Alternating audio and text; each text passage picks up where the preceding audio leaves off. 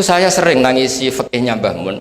Di antaranya adalah saya pernah sejagongan sama Gus Hasib bin Wahab, termasuk pendiri NU Wahab. Saya cerita prestasi Mbah Hasyim, Gus Mbah Wahab, Bisri Sansuri, juga beberapa Kiai Ahmad Siddiq, Wali Maksum, sampai cerita Mbah. Bahwa para kiai ini berhasil menciptakan satu entitas agama menjadi tolok ukur. Jadi barokahnya mereka berjuang secara tadrijan, secara gradualisme, secara proses.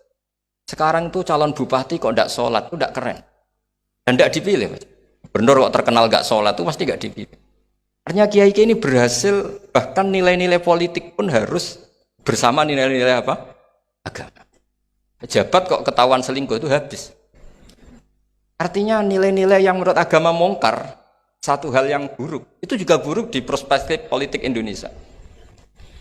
Jadi kayak, dan itu tanpa bikin negara ini terus kayak jadi negara Islam. Kurang apanya coba ijtihad guru-guru kita yang luar biasa. Saya pikir sampai di sini aja, nanti moderator biar balas saya supaya saya lebih madlum lagi. Semakin madlum semakin derajat saya akan naik. Dan monggo Gus Amin kalau mau memadlumi saya persilahkan, karena saya ini kan apa ya, sudah terlalu kuat lah, kayaknya nggak ngefek. Tapi nggak monggo lah, kalau artinya ini sekali-kali saya ngomong serius. Jadi dulu nyuwun sewu, kita pengajian saja harus lapor, harus izin, bahkan ada istilah SIM, surat izin apa mubalek ya dulu. Namanya juga SIM. Ini abahnya Pak Rafiq itu ya temannya bapak saya, masuk teman bodoh nih.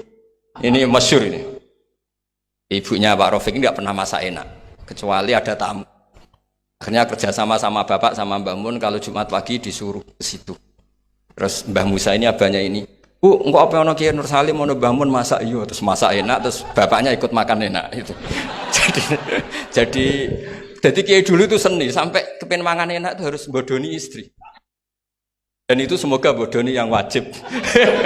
Karena apa ya, seneng itu wajib akhirnya. Makanya saya dengan Pak Rafiq ini ya mulai dulu ya kayak saudara, karena dulu Mbah Mun, Bapak, Mbah Musa itu ya teman, termasuk kalau harus bodoni istri ya bodoni. Akhirnya ya tiap Jumat itu main ke situ.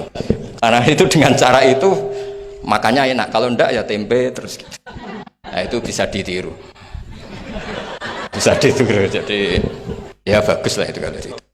Solutif itu kata kesit. Oke, monggo niki moderator malih Gus Amin. Assalamualaikum warahmatullahi wabarakatuh. Terima kasih tadi pertanyaannya. Jadi yang untuk saya, bagaimana Mbah Mun dalam mencintai ilmu ya? Bagaimana bisa eksis mencintai ilmu? Seperti yang saya utarakan, ini kan karena kajian mempelajari biografi beliau. Jadi bagaimana beliau bisa mencintai ilmu dan terus-menerus mencintai ilmu. Senang dengan ilmu terus bertambah. Ya saya kira yang saya pahami dari kehidupan beliau ini disenangkan ilmu oleh sosok Kiai Haji Zubair. Jadi dalam dunia akademisi, untuk mencari sebuah biografi itu harus mempelajari situasi dan kondisi zamannya.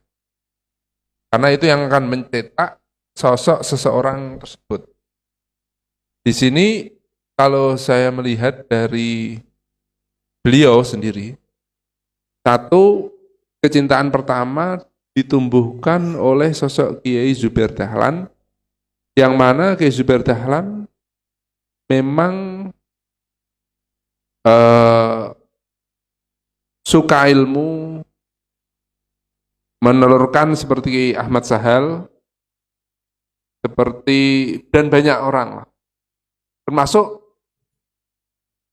jadi yang saya sayangkan itu di Indonesia ini orang posonan, orang puasa, ngaji poso itu tidak, seakan-akan tidak murid, tidak dianggap murid.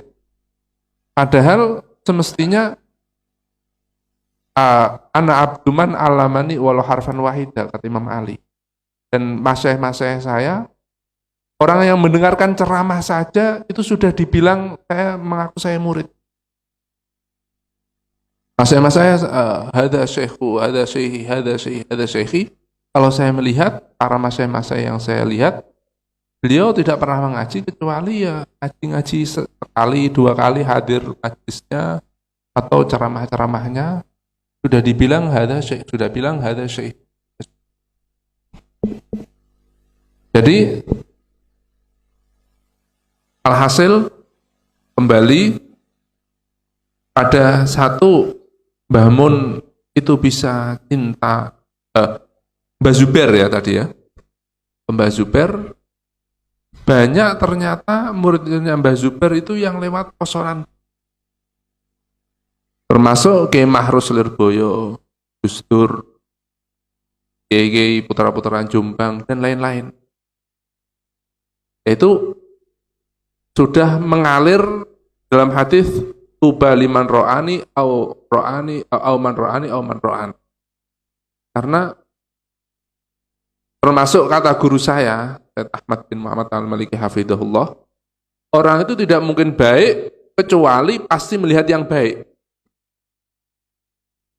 Orang itu tidak bisa lewat kitab, lewat membaca lalu menjadi seorang yang hebat tanpa melihat sosok yang memang hebat. Makanya saya sini ingin menyampaikan, kalau kepingin lihat Mbah Mun, lihat muridnya. Ada yang serius, alim, ada kayak Gus Baha alim, ada yang lucu, Gus Amin juga alim, ya kan? Jadi orang itu kepingin melihat orangnya bagaimana, lihat muridnya bagaimana. Dengan berbagai macam pinter-pinter. Itu berarti Mbah Mun dari berbagai macam ada di Mbah Mun. Alhasil cuma pertama bibit keilmiahan itu dari Mbah Zubair yang saya tadi ucapkan 5 waktu mengaji, muridnya beliau Mbah Sahal dan beliau Gus Bahak juga banyak mutaathir dari Mbah Zubair, ngambil dari sisi-sisi kefikihan. Dari silsilahnya, jadi Gus Bahak ini dari fikih karena beliau ambil dari Mbah Mun dari Mbah Zubair, dari fikih-fikih beliau silsilahnya apa bisa muncul seperti salah satu Gus Bahak ini mengambil dari cahaya yang itu. Jadi dari satu itu diteruskan beliau dengan tadi itu yang banyak tidak terungkap di sosok Mbah Mun, yaitu belajar 1 kali, 2 kali. Bahkan saya pernah mendengar, saya itu pernah mondok di Tebu Ireng hanya 3 hari. Berarti mempunyai wawasan bagaimana Tebu Ireng. Bagaimana beliau cerita tentang ini. Dan itu akhirnya memupuk beliau menjadi sosok yang universal, mengambil dari masyayikh di Indonesia, menjadikan jadi satu jadi banyak kembali. Jadi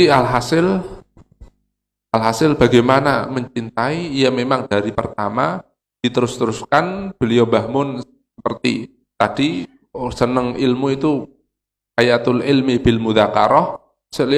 Beliau masih mengajarkan keilmiahan, terus sering membaca sehingga sampai pun masih gemar membaca. Adapun cara belajar, saya sendiri ini yang saya amati dari guru-guru saya, bagaimana sih cara belajar? Saya sendiri sampai sekarang titik ini, yang saya pandang dari guru-guru saya, bagaimana di realita, orang belajar itu pokoknya ya ilmu semua itu dipelajari. Mau yang 1 atau ini.